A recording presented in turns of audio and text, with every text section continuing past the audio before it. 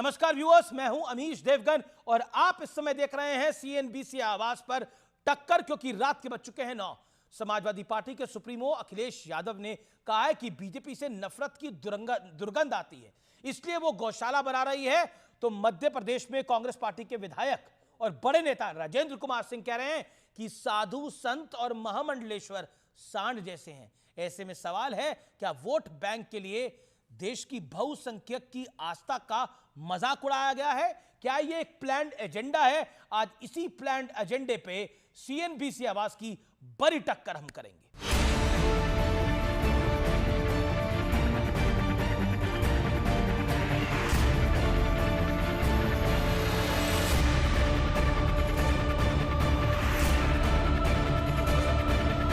Bharatiya Janata party की दुर्गंध को हटाएं। आप बताइए, दुर्गंध पसंद करते हैं इसीलिए गौशाला बना रहे हैं। हम सुगंध पसंद कर रहे थे इसलिए इत्र पार्क बना रहे थे। इत्र में सुगंध, लेकिन सनातन संस्कृति में जिसे माता कहते हैं, उस गाय को रखने वाले स्थान यानी गौशाला में दुर्गंध। और गौशाला तो वो जगह है, यहाँ से खुद श्री कृष्ण का वंशज कहे जाने वाले यदुवंशियों का सीधा संबंध है। खुद अखिलेश यादव भी इसी समाज से आते हैं। तो क्या जिसे दुनिया विवादित बयान कह रही है, उसके पीछे अखिलेश यादव का सोचा समझा प्लान है, वोट बैंक को साधने और तुष्टीकरण की चाल का? अगर हिंदुस्तान में रह के सनातन से विरोध करते हो, गौ माता से आपको दुर्गंध आती है। यह देश साधु संतों में नंदी देखती है, गौ में माता देखती है। हिंदुओं से बदबू आती है। मोदी योगी जी को, भाजपा को हेट करते करते ये हमारी आस्थाओं पर इतना कड़ा प्रहार कर रहे हैं, इससे बड़ी चोट हम सब लोगों को पहुंची। अब कांग्रेसी नेताओं की सोच भी देख लीजिए। एमपी के पूर्व विधानसभा अध्यक्ष और मौजूदा कांग्रेस विधायक राजेंद्र सिंह साधु संतों पर प्रदेश कांग्रेस अध्यक्ष जीतू पटवारी की मौजूदगी में क्या कह रहे हैं? इन्होंने साधु सन्यासी जो है, बाबा बैरागी, महामंडलेश्वर, इनको छोड़ दिया है जनता के बीच में। जाओ प्रवचन करो, भाजपा का प्रचार करो, हिंदुत्व की बात करो, और ये सांड चर रहे हैं दूसरों का खेल। कहानी आगे बढ़ी तो उत्तराखंड कांग्रेस की एक नेता जिहाद पर ज्ञान देने लगी। जिहाद एक पॉजिटिव शब्द है। जिहाद का अगर हम अनुवाद करें तो वो है रेवोल्यूशन, वो है चेंज और अच्छे के लिए। वैसे कांग्रेस के वरिष्ठ नेता और पूर्व केंद्रीय मंत्री शिवराज पाटिल तो यहाँ तक कह चुके हैं कि भगवान कृष्ण ने महाभारत युद्ध के दौरान अर्जुन को जिहाद का पाठ पढ़ाया था। श्री कृष्ण ने अर्जुन को गीता का सार दिया था। श्री कृष्ण ने अर्जुन को जीवन का दर्शन दिया था। जिहाद का संदेश कहां दिया था? देश और दुनिया को बताइए। मैंने एक्सप्लेन किया है कि लड़ाई करना जरूरी है, शक्ति का उपयोग करना जरूरी पड़ता है, जिहाद करना जरूरी है नहीं बोला है। लेकिन आज सबसे बड़ा सवाल है कि क्या नवरात्र और रामनवमी से ऐन पहले ये सभी बयान एक सोची समझी प्लानिंग है? इसी पर होगी देश की सबसे बड़ी बहस। और अब वक्त है सुप्रसिद्ध विश्लेषण का। ये देख लेते हैं सनातन के सीरियल तिरस्कार की क्रोनोलॉजी का विश्लेषण। गौशाला से दुर्गंध आती है अखिलेश बाबू को, अखिलेश यादव जी को। मीट की दुकान से में क्या सुगंध है, मैं ये प्रश्न पूछता हूं आज। कुंभ में दिखा मृत्यु कुंभ और लालू यादव ने कहा कि फालतू का आयोजन है। आक्रांताओं के नाम पर मेले को संस्कृति का हिस्सा बताया जा रहा है। अब राणा सांगा को गद्दार की संज्ञा दी जा रही है समाजवादी पार्टी के एक राज्यसभा सांसद पे, और उसके बचाव में पूरी पार्टी उतर आई है। क्रूर और निर्दयी औरंगजेब को सेकुलर बताने की पुरजोर कोशिश हो रही है। साधु संतों महामंडलेश्वरों को में सांड दिख रहा है कांग्रेस के नेताओं को। वक्फ पर कट्टर मौलानाओं के साथ खड़े होने की होड़ लगी हुई है। ये मैं आपको बिल्कुल एक बड़ा कंपैरिजन बता रहा हूं जो अपने आप में बहुत बड़ा है। सौगाते मोदी पर सवाल उठाया, धर्म के नाम पर मुस्लिम आरक्षण की खुलकर वकालत कर रहे हैं और संविधान बदलना चाहते हैं। मुसलमानों को आरक्षण देने के लिए इस तरह की लाइन ले रहे हैं कांग्रेस पार्टी के डिप्टी सीएम। बड़ा सवाल क्या है? बड़ा सवाल आज की तारीख में यह है कि सनातन पर सीरियल अटैक विपक्ष का सोचा समझा एक बड़ा प्लान है, एक बड़ा प्लान का हिस्सा है। मेरे साथ बात करने के लिए आज कई सारे मेहमान हैं। डॉक्टर अजय आलोक है मेरे साथ, भारतीय जनता पार्टी के नेता प्रवक्ता, उनका अभिनंदन है। मेरे साथ उमेश पुरी महाराज जी हैं, जूना अखाड़ा के, उनको मेरा प्रणाम है और अभिनंदन है उनको। मेरे साथ विवेक श्रीवास्तव जी हैं, उनका अभिनंदन है, जो कि लेफ्ट पार्टी के वरिष्ठ नेता हैं और प्रवक्ता भी हैं। मेरे साथ अंसार रजा जुड़ेंगे और राजकुमार भाटी जुड़ेंगे। आप तमाम लोगों का स्वागत है इस चर्चा में। लेकिन विवेक श्रीवास्तव, शुरुआत आपसे करता हूं, 50 सेकंड का वक्त आपके पास है। जी। गौशाला से दुर्गंध आती है और इत्र से सुगंध आती है।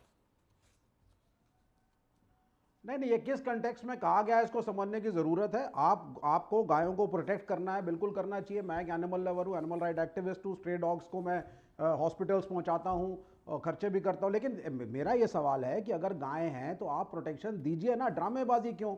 हम तो देख रहे हैं साहब, एमसीडी में 25 साल तक यहाँ पे दिल्ली के अंदर बीजेपी का राज था, लेकिन गाय कूड़ा खाती है, वही गाय को छोड़ दिया जाता है। नहीं, मैं आपसे गाय क्या खा रही है, गाय क्या पी रही है, मैं उसका भी विश्लेषण आपसे नहीं मांग रहा। मैं एक बहुत स्पष्टवादी सवाल आपसे रख रहा हूं। गौशाला से दुर्गंध आती है, यू आर फॉर इट, आप इस भावना से सही आप मानते हैं? आ रहा हूं। हाँ, नहीं, देखिए, आप गाय की केयर करिए, लेकिन अगर गौशाला के अंदर से एक स्मेल आती है या हॉस्पिटल जाते हैं एक स्मेल आती है, तो इसको अगर एक हॉस्पिटल की बात ही नहीं है, गौशाला की बात है। विवेक जी, आप तो आप प्रश्न को समझ नहीं रहे या नहीं, तो गौशाला में जब आप बच्चों की शादी गौशाला में करेंगे? गोबर के बीच में कहां करेंगे आप बच्चों की शादी? आप बता दीजिए ना मुझको। जब बीजेपी वालों को बच्चों को पढ़ाना होता है तो विदेश भेज दो, जब बीजेपी वालों को बच्चों की शादी करनी हो तो 5 स्टार होटल बुक कर दो। नहीं, ये तो कोई विवाह तो करने के लिए बोल नहीं रहा आपको गौशाला के अंदर। वैसे गौशाला में तो सौभाग्य होता है, कोई जा पाता है तो वही करिए।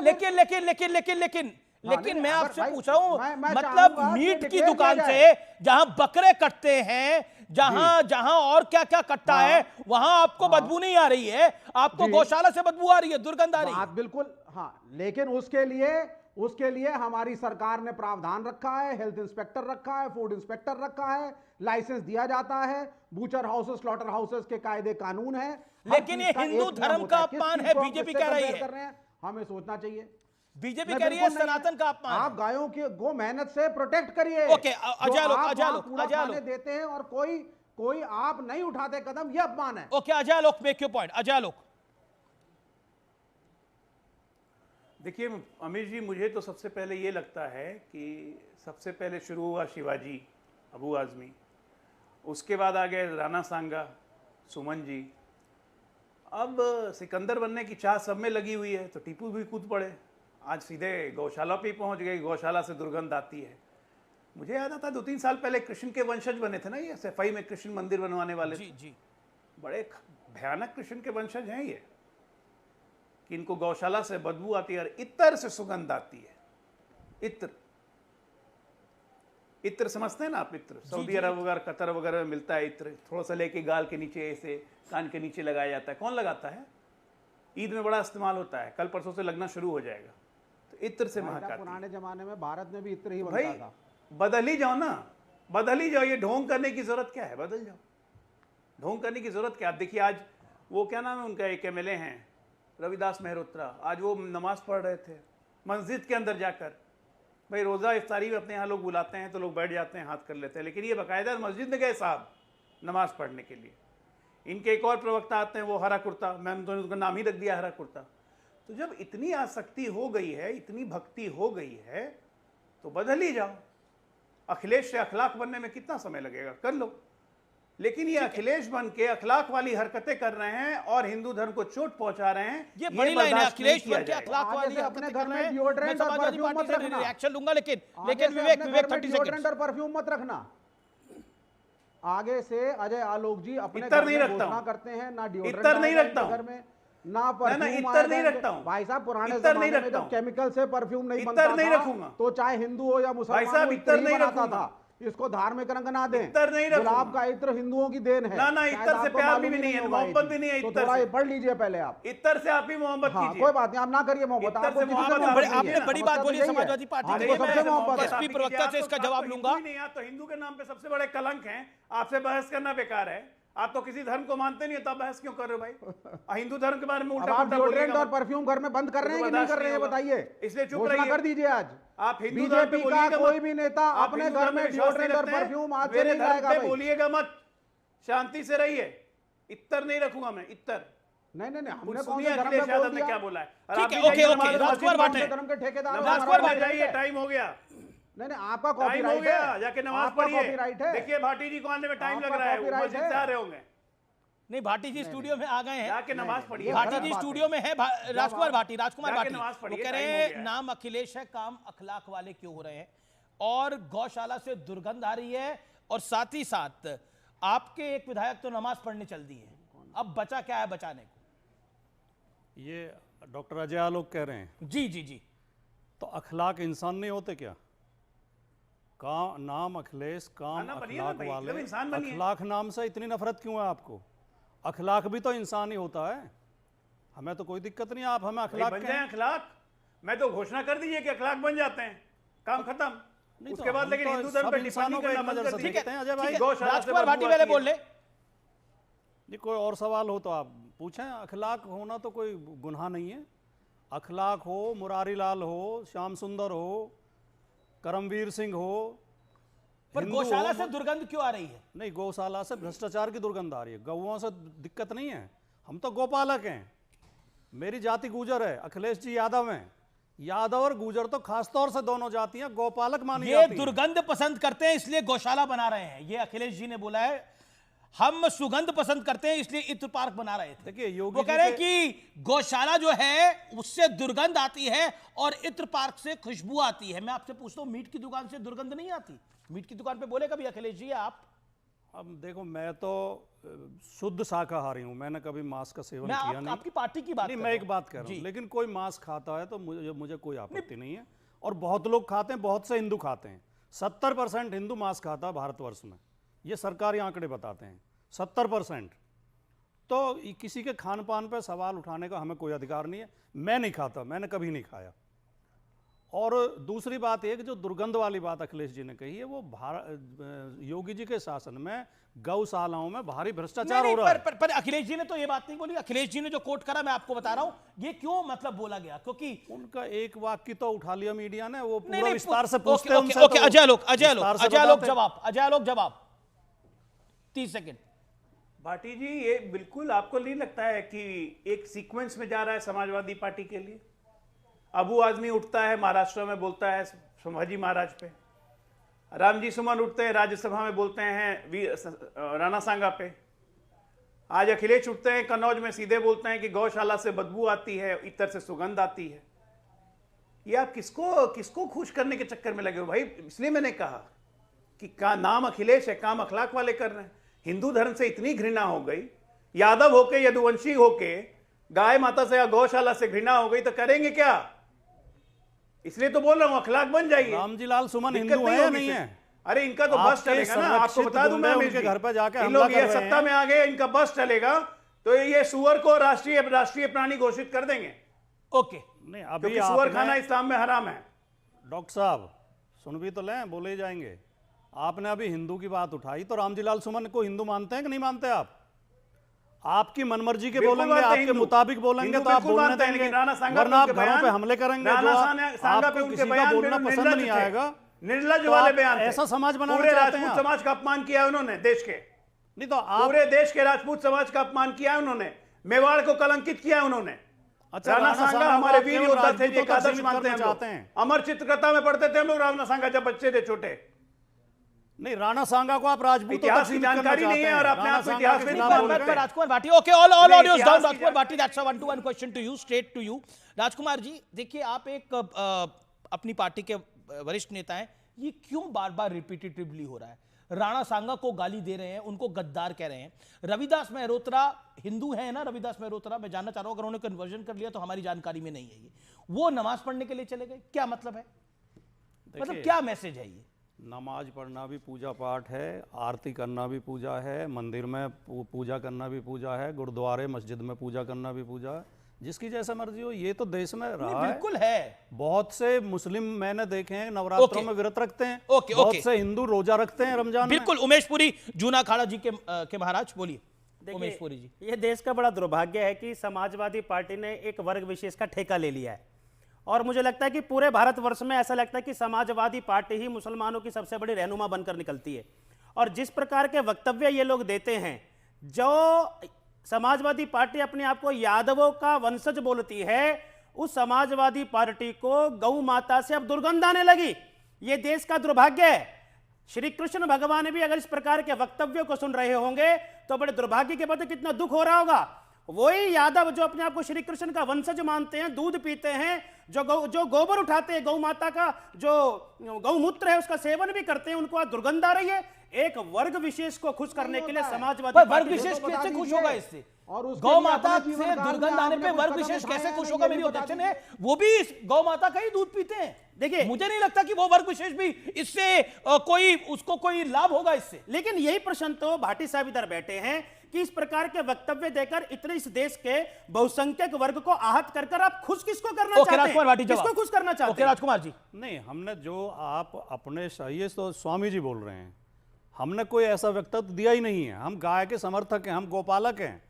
हमने बचपन में हमेशा गांव में हम रहते थे, हमें भूख भी लग रही होती थी तो पहले हमारी माँ कहती थी पहली रोटी गाय को दे के आओ। हमने पहली रोटी गाय को खिलाई है। भाटी साहब दुर्गंध किसको? और गुजर शब्द तो बनाई गोचर से। भाटी साहब दुर्गंध किसको आ रही है तो बताइए। और यादव गोपालक माने जाते हैं ना। अखिलेश जी ने तो बोला दुर्गंध वाली बात। और यादवों के लिए तो देखिए, रस खान तो मुसलमान थे, उन्होंने एक छंद लिखा श्री कृष्ण की भक्ति में कि मानस हो तो वही रस खान, बसों ब्रज गोकुल गांव के ग्वारन। दुर्गंध आ रही है गोकुल गांव के ग्वारन, और जो पशु हो तो भाटी साहब पूरा भारत आपको देख रहा है। आप बताइए दुर्गंध किसको आ रही है, क्यों आ रही है? स्वामी जी सुन तो भाटी साहब इस पर नहीं बोलेंगे क्योंकि अखिलेश नाराज हो जाएंगे इनसे। बोल रहा हूं, सुन तो। अखिलेश नाराज हो जाएंगे। जो पशु हो तो कहा बस मेरो चरो नित नंद की दहनु में जारन, फिर भी दुर्गंध आ रही है। नंद की गायों में चरूं। नहीं, पर मैं कह रहा हूं, हम गाय पालते हैं। रसखान की बात कर रहे हो। यहाँ पर कोई रसखान नहीं बोल रहा ना, यहाँ अखिलेश जी बोल रहे हैं। बीजेपी के अंसार रजा बोलते तो हम अंसार रजा से सवाल पूछते। बीजेपी के भ्रष्टाचार से बदबू आ रही है। नहीं, पर भ्रष्टाचार की बात नहीं अखिलेश जी ने। गौशाला में गाय मर रही है चारे के ओके अंसार रजा, मैं आपको एक स्टेटमेंट पढ़ के सुना रहा हूं। इसमें अगर आपको भ्रष्टाचार की बात लग रही हो तो आप मुझे जरूर टोकिएगा, और आप फ्री है इस बात के लिए। आप बोलिए अमित जी ये बात मुझे लग रही है। अखिलेश यादव जी सपा के अध्यक्ष क्या कहते हैं? ये दुर्गंध पसंद करते हैं इसलिए गौशाला बना रहे हैं, ये बीजेपी के लिए कह रहे हैं। हम सुगंध पसंद करते हैं इसलिए हम इत्र पार्क बना रहे हैं। इसके मायने क्या है? और रविदास मेहरोत्रा साहब तो नमाज पढ़ने चले गए मस्जिद के अंदर, इससे आप लोग क्या, आपकी कौम खुश होगी? नहीं अमित जी, देखिए, नमाज जो है वो इबादत है हमारे लिए, वो कोई मजाक का खेल नहीं है कि कोई भी जाकर के खड़ा हो जाएगा। ये खड़े हुए पीछे, ठीक है, नहीं, वो उनकी अपनी मर्जी है। वो अगर आप ये सोच रहे हो कि हम जाकर के किसी सफ में जाकर के खड़े हो जाएंगे तो मुसलमान कहेंगे देखो साहब उन्होंने तो नमाज पढ़ ली है। सर, नमाज मुसलमान के लिए है, सीधी एक बात, इसमें कोई कटुता वाली बात नहीं है कि मैं किसी धर्म को कोई वो कह रहा हूँ। नहीं, बिल्कुल कहना भी नहीं। पूजा है वो हमारे हिंदू भाइयों के लिए है, नमाज मुसलमान बिल्कुल अधिकार है, ठीक है ना। अब वो क्यों खड़े हो गए हैं? कहीं इफ्तार में गए होंगे, वहां नमाज हो रही होगी, सब लोग खड़े हो गए, वो भी खड़े हो गए होंगे। नहीं, ये मस्जिद में कर नमाज नहीं, मस्जिद के नहीं है ये मस्जिद का दृश्य है ये जो दिखा नहीं, ये बाहर का है, ये बाहर का है, मस्जिद का नहीं है, मस्जिद के बाहर या कहीं हॉल का होगा। हाँ, वो मस्जिद का नहीं है। दूसरी चीज, चूंकि मस्जिद का होता तो वो सिस्टम दिखाई देता उसमें। दूसरी चीज, अखिलेश यादव जी ने जो बात कही है, खुदा के वास्ते इसको वर्ग विशेष से न जोड़ें। हम लोग गाय का एहतराम करने वाले हैं। हमारे पैगंबर ने खुद कहा है कि गाय के दूध में शिफा है। हमारे पैगंबर ने आज से 1450 साल पहले कहा था गाय के दूध में शिफा है, तो हम तो उसका एहतराम करते हैं। और हमारे तो कुरान में बाकायदा तौर पर सूरह बकर नाजिल हुई है, बकर के मायने ही गाय कहा जा रहा है ऐसा। लेकिन सर, इसका जवाब तो हम नहीं दे सकते ना। आपको क्या लगता है? नहीं, मुझे लग रहा है कि इस तरह की राजनीति से दूर रहना चाहिए।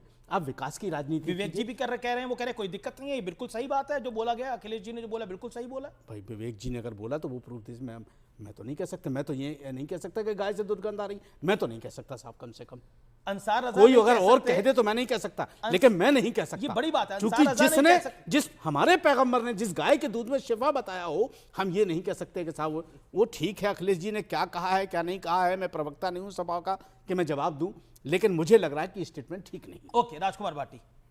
नहीं, आपके पैगंबर तो अल्लाह का संदेश लेके आए थे, मैसेज लेके आए थे।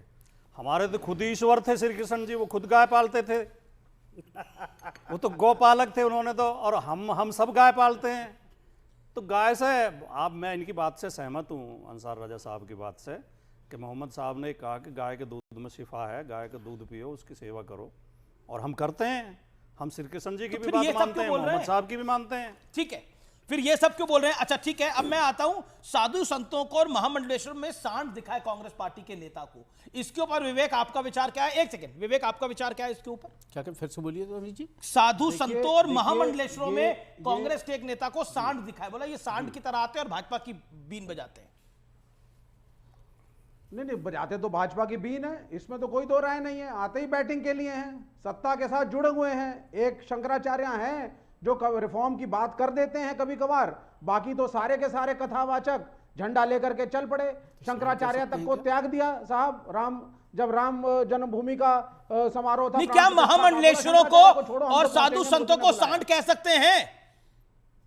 और कांग्रेस की एक नेत्री कह रही है कि जिहाद जो है वो तो एक एजुटेशन है। कह सकते हैं विवेक जी? अगर आप ट्रांसलेशन करेंगे शब्दों में तो ठीक कहा है।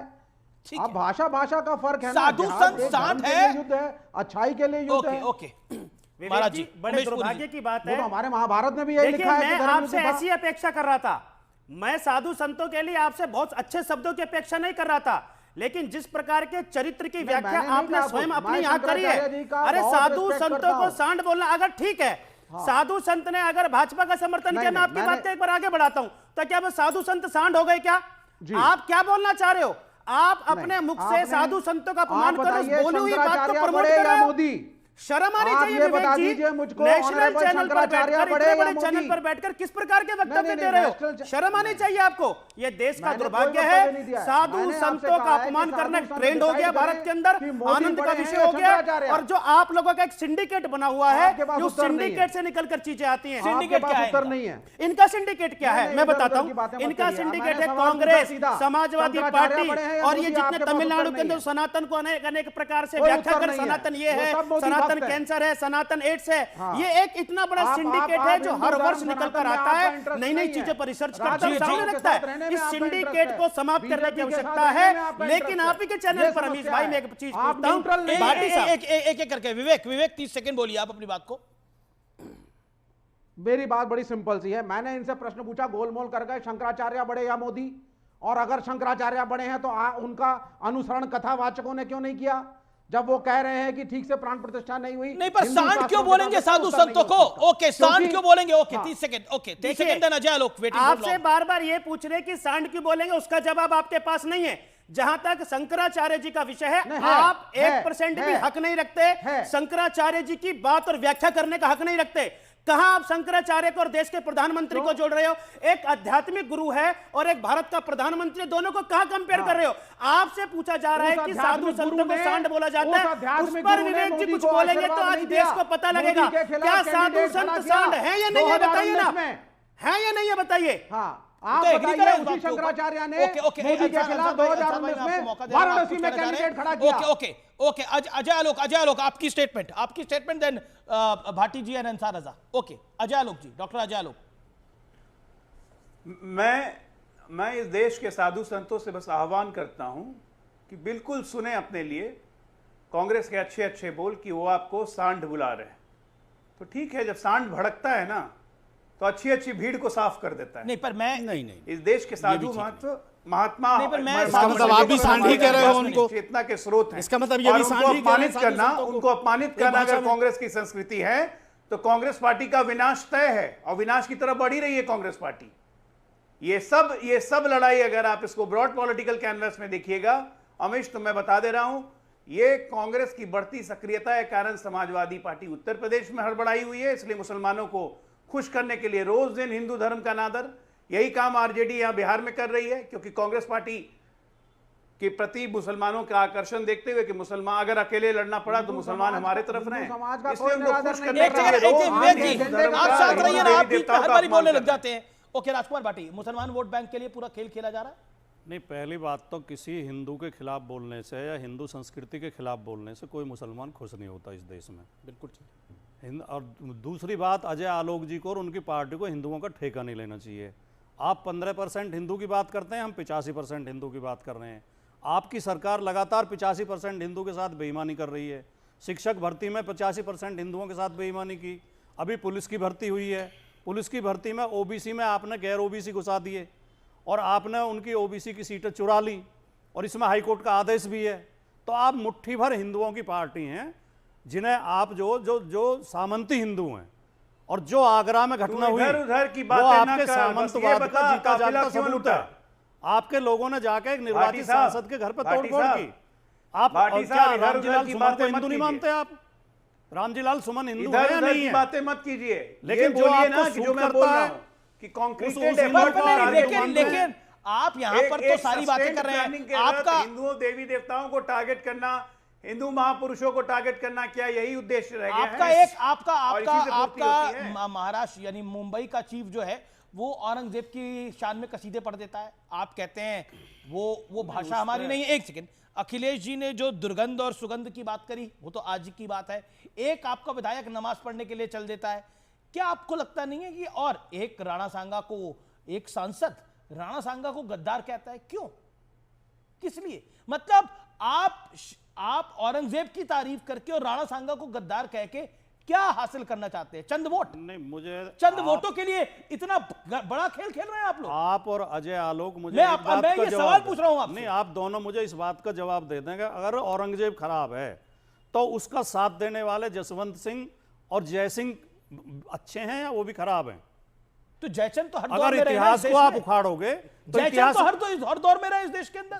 तो राणा जब बटे हैं तब कटे हैं। बस तो सवाल यही है, जो एक को तारीफ करेंगे दूसरे की निंदा करेंगे। जो खराब है वो सब खराब तो है। आप एग्री करते हैं जो रामजीलाल सुमन ने राणा सांगा के बारे में बोला? नहीं, ये तो ऐतिहासिक तथ्य है कि राणा सांगा ने बाबर की मदद की थी। बिल्कुल नहीं है। इस तथ्य को कौन झुठला सकता है? राणा सांगा ने बाबर को लड़ाई हराई, गलत बात है हराई और आखिर में लड़ाई। हाँ, उसके बाद जब बाबर की मदद करी, जब बाबर दिल्ली में जम गए तो खानवा के मैदान में राणा सांगा की बाबर की लड़ाई हुई, लेकिन राणा सांगा के साथ हसन खां मेवाती भी लड़ा था। कमाल है, राणा सांगा को गाली देकर आप लोग और गौशाला से दुर्गंध आके आपको लगता है इससे वोट बैंक बढ़ रहा है। ओके, अजय आलोक 30 सेकंड। देखिए आमिश, ये मानसिक विकृति की इंतहा है कि किसी को यादव होके गौशाला से बदबू आने लगे, किसी को राणा सांगा जिन्होंने अपने शरीर पे 70 घाव लिए थे, 70 जख्म वाले सांगा हम लोग बुलाते थे बचपन में जब अमर चित्रकथा पहनते थे, उनके शौर्य पे सवाल उठने लगा, उनको गद्दार बुलाया जाने लगा। दौलत जहां तक मुझे याद है, दौलत लोधी ही लेके आया था बाबर को और उसको राणा सांगा ने हराया था। और राणा सांगा को दोबारा हराने के लिए फिर पहली बार गन पाउडर का उसी में यूज हुआ था जिसमें राणा सांगा को चोट लगी थी। और क्या बात करते, कोई से कोई इतिहास अपने आप में बनाने लगते हैं आप लोग। किसको खुश करने के लिए? इस देश में औरंगजेब को आइडल मानते हैं, अकबर को आइडल मानते हैं। एक बार भी आपके मुंह से नहीं निकला कि संभल में इतने तीर्थ स्थान मिले हैं, इतने देवी देवताओं के मिले हैं, ये संभल हमारा तीर्थ है, कालकेश्वर धाम वहीं पर प्रकट होंगे, कल की धाम वहीं प्रकट होंगे। संभल के पक्ष में आपने एक बार भी नहीं बोला। उल्टा मुसलमानों को वहां जाके आप राणा सांगा की सेना बाबर के साथ राणा सांगा को गाली देकर आप हासिल क्या आप तो ऐसा नहीं करते हैं। और क्या गद्दार कहना गाली है? हम राणा किसी को गद्दार कहना गाली है? भाई आपको कोई बोले गद्दार तो आपको बुरा लगेगा ना। राणा सांगा बहुत वीर थे, बहादुर थे, लड़ाकू थे, उन्होंने बहुत लड़ाइयां तो क्यों कहा आपके सांसद थे राणा सांगा जी को गद्दार? अमिश जी, इतिहास से आप इस तथ्य को बिल्कुल मिटा नहीं सकते। बिल्कुल ये थे कि उन्होंने बाबर की मदद की थी। मैकॉले का इतिहास, ये लेफ्टिस्ट इतिहास को मैं नहीं मानता। ये बाबरनामा में बिल्कुल नहीं मानता। बाबरनामा में लिखा हुआ है। एक बिल्कुल कैटेगोरिकली बात है, राणा सांगा वीरता की प्रकाष्ठा थे। हाँ, वीर थे, वीरता की प्रकाष्ठा थे। उनको जो गद्दार कह रहे हैं वो गलत है। कोई संदेह नहीं, वो वीर थे, लड़ाकू थे। तो फिर क्यों आपके सांसद ने क्यों गद्दार कहा? उनके शरीर पर 80 घाव थे, उनकी एक आंख भी युद्ध में मतलब कांग्रेस पार्टी का सिटिंग एमएलए पूर्व जो कि स्पीकर था एमपी विधानसभा का, वो कहता है कि साधु संत जो है वो सांड है, राणा सांगा गद्दार है। इस देश के नेताओं को, इस देश की विपक्षी पार्टियों को क्या हो गया है? It's a serious question. इस भाषा से हम सहमत नहीं। बिल्कुल नाइंसाफी हो रही है आपके साथ, लेकिन इस देश के साथ भी नाइंसाफी हो रही है। देखिए, क्या साधु संतों को सांड कहा जाएगा आज के इस दौर के अंदर? देखिए, जिन लोगों ने भी हमारे हिंदुस्तान के साधु संतों के लिए गलत लफ्ज़ का इस्तेमाल किया है, इसका खंडन होना चाहिए। हमारा हिंदुस्तान बहुत खूबसूरत है। आपके सामने विवेक श्रीवास्तव कर रहे हैं, वो कह रहे हैं कि बिल्कुल जायज बात है। विवेक श्रीवास्तव ने जो कहा है वो भी हमने सुन लिया, और जो डॉक्टर अजय आलोक ने कहा है वो भी हमने सुन लिया कि अजय आलोक ने ये कहा कि जब सांड बितकता है तो भगदड़ मच जाती है। इसका मतलब आप भी साधु संतों को सांड ही कह रहे हैं। आप भी उसी में शामिल हैं, आप भी सांड ही कह रहे हैं एक हिसाब से। लेकिन मैं कहता हूं कि हमारे हिंदुस्तान के साधु संत एहतराम के काबिल हैं, उनका एहतराम होना चाहिए। पार्टी अपनी जगह है, सियासत अपनी जगह है, ये अपना सब कुछ कुर्बान करके भगवान की इबादत में, भगवान की पूजा में लगे हुए हैं। आप उन्हें सांड कह रहे हैं, आप उनका इस्तेमाल कर रहे हैं। कोई भी पार्टी इस्तेमाल करे, लेकिन ये गलत है, उनका एहतराम होना चाहिए। ये आप समझ रहे हैं, सपा और कांग्रेस क्यों नहीं समझ रही है? सर बीजेपी भी तो नहीं समझ रही है, बीजेपी भी तो नहीं समझ रही है। बीजेपी के किसी नेता ने अभी बीजेपी के देखिए बात तो एक लफ्ज की होती है सर, एक लफ्जी का खेल होता है। डॉक्टर अजय आलोक ने अभी कहा है कि सांड जब बिदकता है तो भगदड़ मच जाती है। उनका तात्पर्य वो नहीं था, आप भी समझते हैं। तो फिर उनका क्या तात्पर्य था? जिस पर आप बहस कर रहे था क्या? ओ क्या अजय आलोक रिस्पॉन्ड टू मतलब अगर हम किसी को जानवर कह दें तो बुरा लग जाए और उसी को शेर कह दें, अरे साहब बड़ा अच्छा किया, शेर कह दिया। एक सेकंड जवाब सुन लेते, ये कोई बात है यार? ओके जवाब सुन लेते हैं। अजय आलोक, सबसे पहली बात सांड वाली बात पे मलहम मत लगाइए। तीर निकल गया है, बोला जा चुका है और भरी सभा में बोला गया। नहीं, उन्होंने कंडेम किया। इस देश के साधु संत सांड बन के कांग्रेस की जमीन चर रहे हैं। इसका मतलब समझते हैं आप? इससे ज्यादा अपमानजनक कुछ भाषा हो सकती है? और उस पर मैंने कहा कि ठीक है, सांड भड़क गया तो अच्छी खासी भीड़ को तहस नहस कर देता है, तो उस पर आग लग गई। तो आपने किसको सांड कहा? आग लग गई आपको? आपने किसको सांड कहा? किसी को सांड नहीं कहा मैंने। अभी आपने कहा कि सांड भड़क गया तो क्या होगा? उन्हीं की मानसिकता पे आप बोल रहे हैं। डॉक्टर साहब पढ़े लिखे होकर के आप बात को घुमा रहे हो यार। पढ़े लिखे हो गया कि मैं ठीक बात बोल रहा हूँ? बहुत हो गया। अरे सर पढ़े लिखे बोल दिया और पास बाई हो जाएगा? नहीं पास बाई होगा। पढ़े लिखे आदमी हर शब्द की कीमत चुकानी पड़ेगी। आपने खुद हर शब्द की कीमत चुकानी पड़ेगी। अभी कहा आपने, अब वो जमाना गया। देख लीजिए आप। एक बात बता देता हूं, मौलाना साहब सुन लीजिए, भगदड़ मच जाएगी। मौलाना साहब सुन लीजिए, चिल्लाइए मत। इसका यही मतलब हुआ ना कि साधु संत अगर भड़क जाएंगे तो भगदड़ मच जाएगी। जबकि हम ऐसा नहीं मानते, हम मानते साधु संत का एहतराम होना चाहिए। साधु संत जो कांग्रेस रहेगा वही बीजेपी कह रही है। साधु संत बात नहीं सुनेंगे, साधु संत बात नहीं सुनेंगे, समझे ना? साधु संतों को सांड का है ना, इसका जवाब मिलेगा, प्रतिकार होगा। अरे सर आपको भी जवाब मिलेगा सर, आपने भी सांड ही कहा है। ओके ओके, वो जमाना गया, वो जमाना गया जब इंदिरा गांधी ने निहत्थे नगा साधुओं पे गोली चलवा दी थी आप मुसलमानों को खुश करने के लिए। वो जमाना गया। महाराज जी यहाँ बैठे हुए हैं, निहत्थे नगाओं पे गोली चली थी दिल्ली में। इस दौर में मत निहत्थे नागा साधुओं पे गोली चलवाई इंदिरा गांधी ने, कार से लोगों पे गोली चलवाया मुलायम सिंह यादव ने, और आज साधुओं संतों को सांड कहा जा रहा है। कैसे प्रभु श्री राम की प्राण परिणाम है, इसका हश्र किसी देखिएगा। संत को करना चाहिए थी,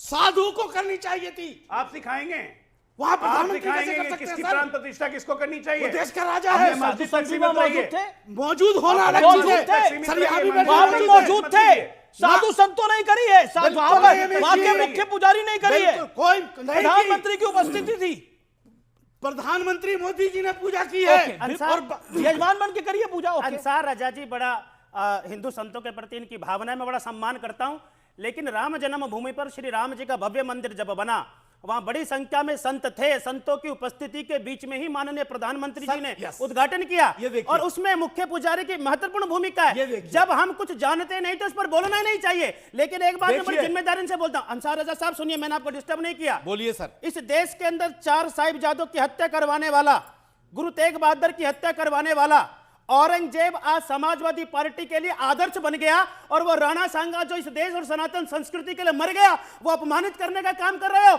मुझको आज दुर्गंध तो आ रही है, लेकिन दुर्गंध सनातन के विरुद्ध इनके शरीर से आ रही है, इनके शरीर में सनातन के विरुद्ध दुर्गंध भरी हुई है। समाजवादी पार्टी का प्रवक्ता मैं हूं, आप नहीं है। आप नहीं बताएंगे कि समाजवादी, मैं क्वेश्चन भी आपसे कर रहा हूं, बोल रहा हूं। आप इसका जवाब दीजिए कि राणा सांगा गद्दार, सुन तो लो, उसका जवाब नहीं दे रहे। सुन तो लो, ये तो साथ है रामजीलाल सुमन के, ये आप नहीं बताएंगे, साथ है आप, ये आप नहीं बताएंगे। हाँ, रामजीलाल सुमन के साथ ये देश का दुर्भाग्य है। वह व्यक्ति जो राणा सांगा के विरुद्ध बोलता है, समाजवादी पार्टी के प्रवक्ता उसका समर्थन करते इधर बैठकर, और दुर्गंध वाली बात पर कुछ नहीं बोलेंगे। चलो, आज समाजवादी पार्टी के प्रवक्ता है, मेरे को हमेशा 1 मिनट के लिए आप बताइए, मथुरा में श्री कृष्ण जन्मभूमि का जो विषय है, आज समाजवादी पार्टी के प्रवक्ता इधर बैठे हैं, अपने आप को यादव वंशी बोलते हैं सारे के सारे। क्या मथुरा में श्री कृष्ण भगवान का भव्य मंदिर बनना चाहिए या नहीं बनना चाहिए, वो जन्म स्थान है या नहीं? आज आप इस चैनल पर बोल दीजिए, मैं आपका समर्थन करूंगा। अगर आप में हिम्मत है तो बोल के दिखाइए। मैं आपकी बात का जवाब दूंगा, लेकिन 2 बात कह दो। एक तो औरंगजेब हमारा आदर्श नहीं है, आप कह रहे हैं, हम कहेंगे नहीं इस बात को है या नहीं है, हमारा आदर्श नहीं है। दूसरी बात जो अंसार रजा जी ने सवाल उठाया, साधु संतों का अपमान तो हमने कुंभ में भी होते हुए देखा। कृपया बोलना था, ये बहुत बढ़िया है। ये तो कोई बात नहीं, आप बोलने नहीं देंगे। सच तो बोलो, तो बोलने तो दो आप मुझे। साधु संतों का अपमान हमने कुंभ में भी होते हुए देखा, जब साधु संत महंत चारों तरफ खड़े होकर अमित शाह के ऊपर जल डाल रहे थे। और साधु संतों का अपमान राम जन्मभूमि पर अब आप महाराज बोलने नहीं दे रहे हैं, ये गलत बात है आपकी। क्या करवाई? बिल्कुल बिल्कुल। आप देखिए, आप फिर बुरा मान जाते हैं। अमित शाह का स्नान अगर वो करा रहे हैं तो आचरण साधुओं जैसा होना चाहिए, आप बीच में मत चिल्लाए करो। हाँ, समाजवादी पार्टी फिर आप साधु जैसे लगते नहीं जब बीच में चिल्लाने लगते हैं। ये गलत है। अब देखो मेरे चेहरे पे मुस्कुराहट है, आपके चेहरे पे गुस्सा है। साधु नहीं है, साधुओं के चेहरे पे गुस्सा अच्छा नहीं लगता। इन्हीं की दृष्टि में इन्होंने मुझे पहले भी बोला पाखंडी साधु बोल चुके हैं मेरे को, तो ये पाखंडी साधु बोल चुके हैं। पाखंडी होते हैं जो, यही चरित्र है, ये तो चरित्र है समाजवादी पार्टी का। आप कल्पना करके देख सकते हैं वर्तमान में साधु को किस प्रकार की बात कर रहे हैं। तो अयोध्या में साधु संतों की हत्या करवाने वाली पार्टी के प्रवक्ता इधर बैठकर प्रवचन दे रहे हैं। ये देश का दुर्भाग्य है। राणा सांगा के विरुद्ध बोलने वाले साधु को क्रोध नहीं आना चाहिए। आज साधु को और साधु को राजनीतिक बात भी नहीं करनी चाहिए। आप मतलब आपकी पार्टी कुछ भी बोल दे, आपकी पार्टी के नेता कुछ भी बोल दे। अभी जो मेरी पार्टी के जवाब देने के लिए बीजेपी के प्रवक्ता बैठे हैं। बिल्कुल है। अभी इन्होंने कहा समाजवादी पार्टी पर आरोप लगाया, फिर ये साधु जैसे नहीं रहते, साधुओं को क्रोध राजनीतिक नेता लगने और लगते हैं। साधु नहीं, ये तो आदिकाल से ये चला कब हुआ है। नेता हो जाते हैं? ये गलत भावना है कि साधुओं को क्रोध नहीं आता। एक सेकंड स्वामी जी। अच्छा, ये साधुओं को क्रोध आना चाहिए? बिल्कुल आता है क्रोध। क्रोध में श्राप भी देते हैं साधु।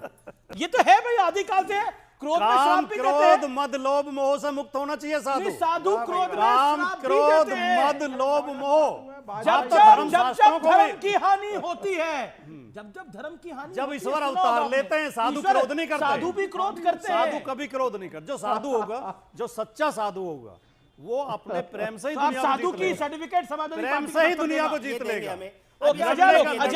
साधु का नहीं है। ओके, अजय लोग 30 सेकेंड।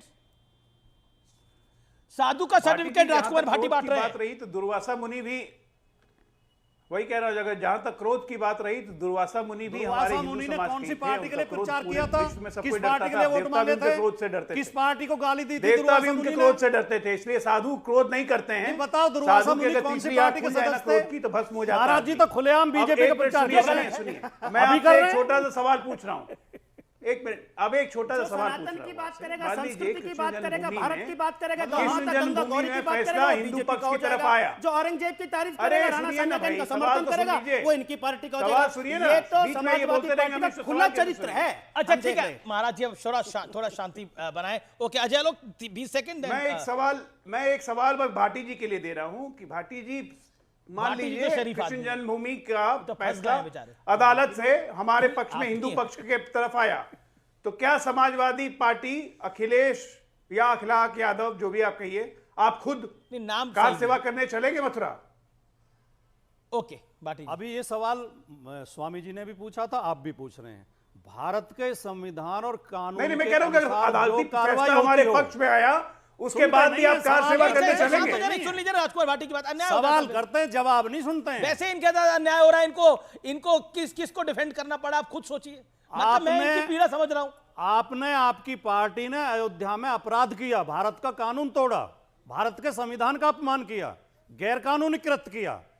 आप मथुरा में कानून के अनुसार कार्रवाई कीजिए, हम आपके साथ हैं। अपराध क्या किया अयोध्या में बीजेपी ने? अपराध किया, सुप्रीम कोर्ट के आदेश का उल्लंघन करके। अपराध क्या किया अयोध्या में? ये अपराध नहीं था, वो विवादित ढांचा था। मुकदमा दर्ज नहीं हुआ था उस पर। नहीं, विवादित ढांचा था। ओके, बिना कानून के। वो तो कल्याण विवादित ढांचा था, मस्जिद नहीं थी। अपराध तो आप कर रहे हैं, अपराध तो था। नेशनल टीवी पे बैठ कोर्ट ने भी अपराध माना है उसे, सुप्रीम कोर्ट ने भी अपराध माना है। कल्याण सिंह को सजा दी थी। मंदिर बनने से अब आप सुखी हैं या दुखी? कल्याण सिंह को सजा दी थी। अच्छा राजकुमार जी, मंदिर बनने से सुखी हैं? मंदिर बनने पे 100 बार बनने से पहले, 100 बार बनने के बाद दर्शन करके आए रामलला के कि नहीं? हमने कहा था रामलला के दर्शन करके आए कि नहीं आए? नहीं, अभी हमें सौभाग्य नहीं मिला, लेकिन जाएंगे बिल्कुल। अखिलेश जी सौभाग्य मिला नहीं, अखिलेश जी भी जाएंगे।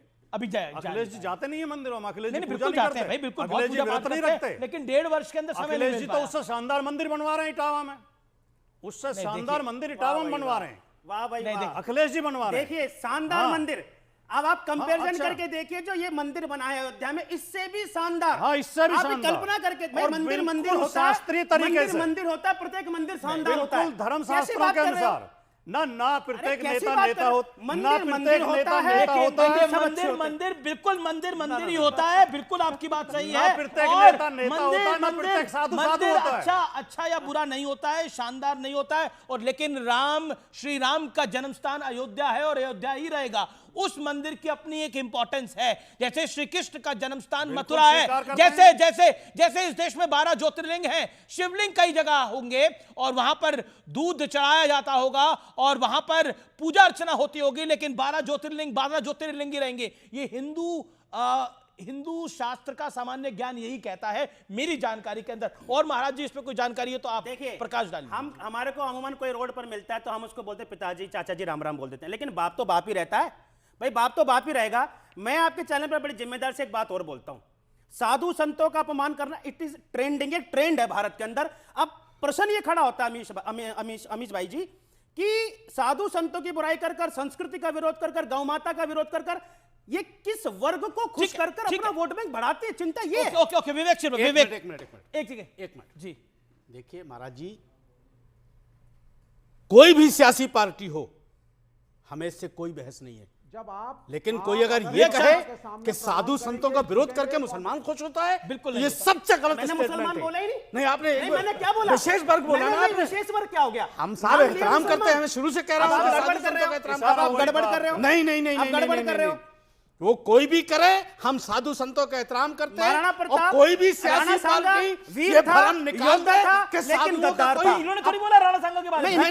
मैंने मुसलमानों का नाम नहीं लिया, लेकिन सच्चाई ये है समाजवादी पार्टी की रोटी और बैंक अगर वोट बैंक चलता है तो केवल मुसलमानों से चलता है और मुसलमान किसी के विवेक बाप जी का का तो देशद्रोही राष्ट्रद्रोहियों का संरक्षण करे। जो विवेक जी बैठे हैं, जो राष्ट्र विरोधी हैं, सनातन विरोधी हैं, ये किसी भी नाव में जाकर बैठ जाते हैं, आनंद आता है। और जिस कम्युनिस्ट की बात कर रहे हैं, ये लेफ्टिस्ट की बात कर रहे हैं, जब नाश मनुष्य का आता है तो पहले विवेक मर जाता है। तो विवेक जी का तो विवेक पहले ही मर गया है, तो इनके आगे बात क्या करेंगे? ओके विवेक जी, भविष्य देखिए, अब आप सुन लीजिए महाराज जी, क्रोध ना करें। क्रोध तो आप छोड़ नहीं पाए, लोभ मोह भी नहीं छोड़ पाए, कोई बात नहीं, आप फिर भी महाराज हैं। मुझे एक बात बताइए, जब आप लोग दंडवत प्रणाम करेंगे सत्ता के सामने तो आपका तिरस्कार होगा। आप बिकेंगे सत्ता के सामने तो तिरस्कार होगा। इतना प्रश्न उठाए जाएंगे। क्या हो गया? क्यों तिरस्कार होगा इनका? अगर आप में हिम्मत है तो सरकार से प्रश्न पूछिए। तिरस्कार होगा। एक जूना अखाड़े के साधु संत यहाँ बैठे हैं, महाराज बैठे हैं, उनका तिरस्कार होगा, ये लाइव आप बोल रहे हैं। अंसार आज़म, मैं ब्रेक के बाद इस पर आपका रिएक्शन लूंगा। टक्कर में एक ब्रेक।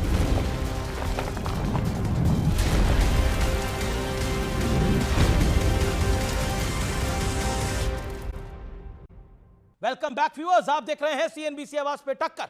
मैं सीधा रुख करता हूं मौलाना अंसार रज़ा का। अंसार रज़ा, जो अभी कुछ देर पहले विवेक श्रीवास्तव जी ने बात कही कि तिरस्कार होना चाहिए इनका, जो मेरे बगल में बैठे हैं, आपके भी बगल में बैठे हैं, आप इससे सहमत हैं? नहीं, तिरस्कार कैसे कोई कर सकता है किसी साधु संत का? कोई किसी के किरदार को जज नहीं कर सकता। और मुझे लग रहा है कि क्यों बोला विवेक जी को इस लफ्ज के लिए माफी मांगनी चाहिए। वो सेकुलर बनने के लिए ये सब कर रहे हैं। देखिए, सेकुलर, किसी साधु को गाली देकर के आप सेकुलर बन जाएंगे? किसी मौलवी को गाली देकर के आप सेकुलर बन जाएंगे? इनके लिए खास वो शब्दों का प्रयोग नहीं करा। मैंने कहा कि धर्म गुरुओं को, जो कि पुरी के शंकराचार्य का स्टेटमेंट है कि धर्म तंत्र राजतंत्र से अलग रहे और धर्म तंत्र गाइडेंस दे। धर्म तंत्र के लिए, शंकराचार्य के लिए, धर्म गुरुओं के लिए सोनिया गांधी, राहुल गांधी, मोदी एक समान होने चाहिए। मोदी के सामने दंडवत ना करें। ये अगर मोदी के सामने दंडवत करेंगे तो आपसे प्रश्न पूछे जाएंगे। ओके, प्रश्न पूछिए, आप सवाल कीजिए। लफ्ज नहीं बोलना चाहिए। विवेक जी, पहली बात तो मैं स्पष्ट कर दूं, कोई भी संत, आचार्य, महामंडलेश्वर संत माननीय प्रधानमंत्री जी के सामने दंडवत नहीं करते। सामान्य व्यक्ति भी अगर उनके चरण स्पर्श करता है तो वो मना कर देते हैं। ये दुर्भाग्य, आपको क्षमा मांगनी चाहिए। पूरा भारत देख रहा है। मुझको लगता है कि कहां देखा मैंने, एक सेकंड, लाइव एग्जांपल है, कहां देखा आपने? जगह बताइए, वक्त बताइए, टाइम बताइए। किस साधु संत ने, किस महामंडलेश्वर ने दंडवत किया है प्रधानमंत्री मोदी के आगे, गृह मंत्री अमित शाह के आगे? Show it. आप, मैं आपको चुनौती देता हूं, आप लाइव दिखाइए। मेरा मतलब वो नहीं था। फिर क्या है मतलब आपका? मतलब दूसरा हो गया। बैटिंग करते हैं। नहीं, देखिए, अब ये आप शब्दों को पकड़ करके हेर फेर मत करिए। काम ही मेरा है जी, शब्दों को पकड़ने का ही काम है मेरा। मतलब था, इसी के लिए बैठा हूं इधर। जो है मोदी की नीतियों के सामने झुकते हैं। आप मोदी की नीतियों के सामने झुकते हैं। आप मोदी की बैटिंग करते हैं। आप मोदी से नीतियों के सामने झुकते हैं। आप मोदी का क्रिटिसिज्म नहीं करते। ओके, अजय लोग, आपके पास कोई गाइडेंस नहीं है मोदी की। वो कह रहे राहुल गांधी के लिए भी बैटिंग करें सब लोग। दो बातें हैं। राहुल गांधी तो कह रहे कांग्रेस के लोग ही उनके लिए बैटिंग नहीं कर रहे, वो बीजेपी के लिए बैटिंग कर रहे हैं। ये इंटरेस्टिंग है मामला अपने आप में। राहुल गांधी ने तो खुद बोला ना, हमारे यहां कुछ आ गए हैं बीजेपी वाले, वो तो कह रहे हैं कि कांग्रेस के लोग भी उनके लिए बैटिंग नहीं कर रहे हैं, और आप इनसे चाह रहे हैं कि ये इनके लिए बैटिंग करें। आप कहां से गए? ये तो राहुल जी से पूछिए, मेरे पास जानकारी थोड़ी है, ये मेरे पास जानकारी कैसे होगी? अंसार रजा भी मुस्कुरा रहे हैं, अंसार रजा को जरा दिखाइए, ये कैसे होता है, ये बताइए जरा। अल्लाह जाने भाई। अच्छा, ओके ओके।